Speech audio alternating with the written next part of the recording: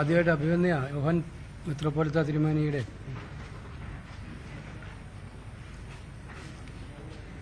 ആകസ്മികമായ നിര്യാണം നമ്മളിലെല്ലാം ഒരു ഞെട്ടലുണ്ടാക്കിയതാണ്. അദ്ദേഹത്തിൻ്റെ ഭൗതിക ശരീരം അന്തരാജ്യങ്ങൾ അർപ്പിക്കുന്നതിന് വേണ്ടിയിട്ടാണ് തെരഞ്ഞെടുപ്പ് തിരക്കുകൾക്കിടയിൽ ഇവിടെ എത്തിയത്. മാനവരാശിക്കാകമാനം ആത്മീയതയുടെ സന്ദേശം നൽകുന്നതോടൊപ്പം തന്നെ ജീവകാരുണ്യപരമായിട്ടുള്ള മനുഷ്യസ്നേഹത്തോടു കൂടിയിട്ടുള്ള ഒരുപാട് നല്ല ഇടപെടലുകൾ നടത്തിയിട്ടുള്ള തിരുമേനിയായിരുന്നു അദ്ദേഹമെന്ന് അദ്ദേഹത്തിൻ്റെ ജീവിതം തന്നെ സാക്ഷ്യപ്പെടുത്തുന്നുണ്ട്. നമുക്കറിയാം, KP യോഹന്നാൻ എന്ന പേരിൽ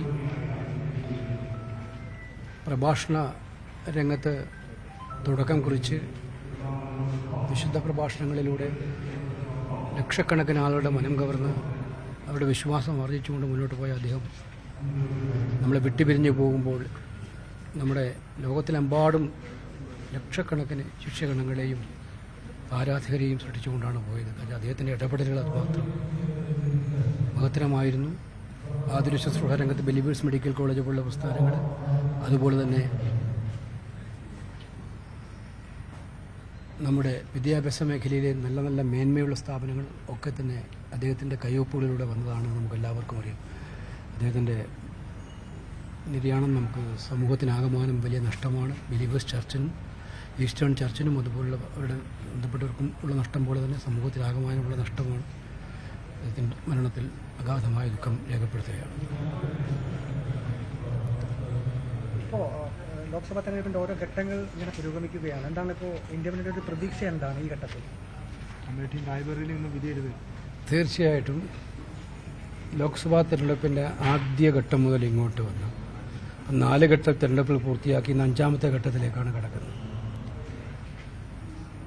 ഇന്ത്യ രാജ്യത്ത് നിലനിൽക്കുന്ന ഭരണത്തെ മാറ്റിയെഴുതാൻ വേണ്ടിയിട്ടുള്ള ജനവികാരം പ്രതിഫലിക്കുന്ന തെരഞ്ഞെടുപ്പുകളായിട്ടാണ് 4 ഘട്ടവും ഇന്ന് ഇതുവരെ നടന്നിരിക്കുന്ന തെരഞ്ഞെടുപ്പുകൾ വെച്ച് നോക്കിയാൽ വ്യക്തമായിട്ടും സൂചനകൾ നൽകുന്നത്.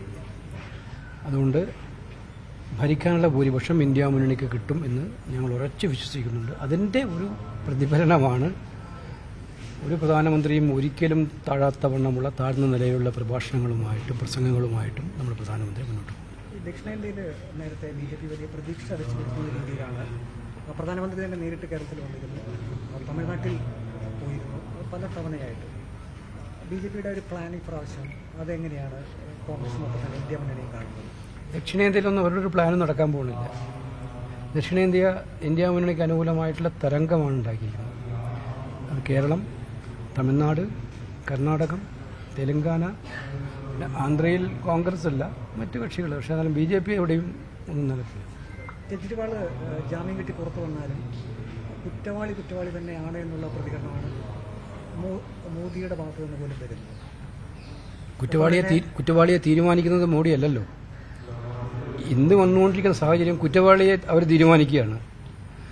അതിന് നിയമപരമായിട്ടുള്ള കോടതി എന്താ പറഞ്ഞത്? മറ്റ് കേസുകളിൽ കോടതികൾ എന്താ പറയുന്നത്?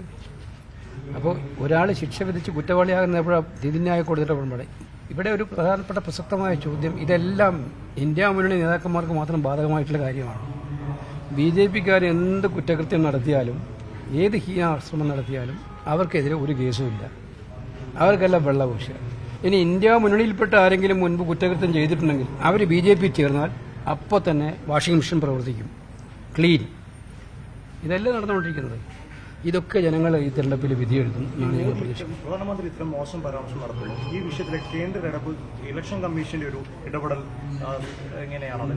നമ്മൾ അതിനെക്കുറിച്ച് ഓർത്ത് പരിതപിക്കുന്ന ഒരവസ്ഥയിലാണ് ഇപ്പോൾ ഉള്ളത്. ഇലക്ഷൻ കമ്മീഷൻ എന്ന് പറയുന്നത് ഫ്രീ ആൻഡ് ഫെയർ ഇലക്ഷൻ നടത്താൻ ചുമതലപ്പെട്ട ഏറ്റവും സ്വാതന്ത്ര്യമുള്ള ഇൻഡിപെൻഡൻ്റ് ആയിട്ടുള്ള ഏജൻസിയാണ്.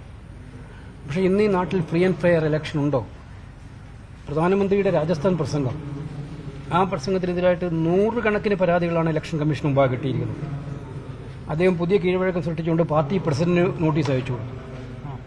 ആ നോട്ടീസിന് എന്തായി എന്നുള്ള ഉത്തരവില്ല. അതിനുശേഷം അതിനേക്കാൾ കൂടുതൽ കടുത്ത ഭാഷയിലാണ് പ്രധാനമന്ത്രിയുടെ ഓരോ പ്രസംഗങ്ങളും. ഇലക്ഷൻ കമ്മീഷൻ ഒരു നടപടിയും എടുക്കാതെ നിൽക്കുകയാണ്. ഏറ്റവും നിർഭാഗ്യകരമായിട്ട് നമ്മൾ കാണുന്നത്, ഇലക്ഷൻ കമ്മീഷനോട് എന്തെങ്കിലും പരാതിപ്പെട്ടാൽ ആ പരാതികൾക്ക് യുക്തമായ നടപടി ഉണ്ടാകുന്നില്ല എന്നുള്ളത് നിരാശയോടുകൂടിയാണ് ഞങ്ങൾ നോക്കിക്കാണുന്നത്. തെരഞ്ഞെടുപ്പ് ഇപ്പോൾ ഏറ്റവും കൂടുതൽ തന്നെ ഇലക്ഷൻ ഇലക്ഷൻ സുപ്രീം കോടതിയിൽ ഇടപെട്ടിട്ടാണ് ചില വിവിപാറ്റിന്റെ കൗണ്ടിങ്ങിനടക്കം ചില കാര്യങ്ങൾ നടന്നിരിക്കുന്നത്. ഇപ്പോൾ ഇ ഡി വിഷയത്തിൽ കോടതി ഒരു പ്രധാനപ്പെട്ട പരാമർശം അതാ പറഞ്ഞത്. എൻഫോഴ്സ്മെന്റ് ഡയറക്ടറേറ്റ് എന്ന് പറഞ്ഞാൽ സർവാധികാരിയായിട്ട് എല്ലാവരും അനന്തകാലത്തോളം ജയിലിലടക്കാനുള്ള ഒരു ഏജൻസി അല്ല എന്നാണ് സുപ്രീം കോടതിയിൽ പറഞ്ഞതിന്റെ ഭാഷ്യം. ഇവിടെ നടന്നുകൊണ്ടിരിക്കുന്നത് ഇപ്പം എന്താണ്? സഞ്ജയ് റാവുത്തിനെ, ശിവസേന നേതാവിനെ ജയിലിൽ കൊണ്ടുപോയി അടിച്ചു. കേസെന്ന് പറഞ്ഞു 2 മാസം ജയിലിൽ കിടന്നു. അദ്ദേഹത്തിൻ്റെ ഒരു കേസ് ഇപ്പം കേൾക്കാൻ പോലുമില്ല. രാഹുൽ ഗാന്ധിയെ 55 മണിക്കൂർ ചോദ്യം ചെയ്തു. നിങ്ങൾക്ക് ഓർമ്മയുണ്ട്, 58 മണിക്കൂർ. ആ കേസിൻ്റെ എന്താണെന്ന് ആർക്കും അറിയില്ല. സോണിയാഗാന്ധിയെ ചോദ്യം ചെയ്തു. ഇപ്പം തന്നെ പല ആളുകളെയും ചോദ്യം ചെയ്ത ആളുകളെ വിട്ടയച്ചു കഴിഞ്ഞാൽ ആ കേസില്ല. ഇ ഡി എടുക്കുന്ന കേസുകളിൽ 1% പോലും അത് ചാർജ് ഷീറ്റ് ഫൈനലാക്കുന്ന സാഹചര്യം പോലും ഉണ്ടാകുന്നില്ലാണ്.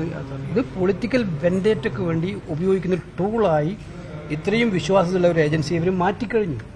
അത് BJP യുടെ ഒരു പോഷക സംഘടന. അതാണ് ഇ ഡി ഇപ്പോൾ.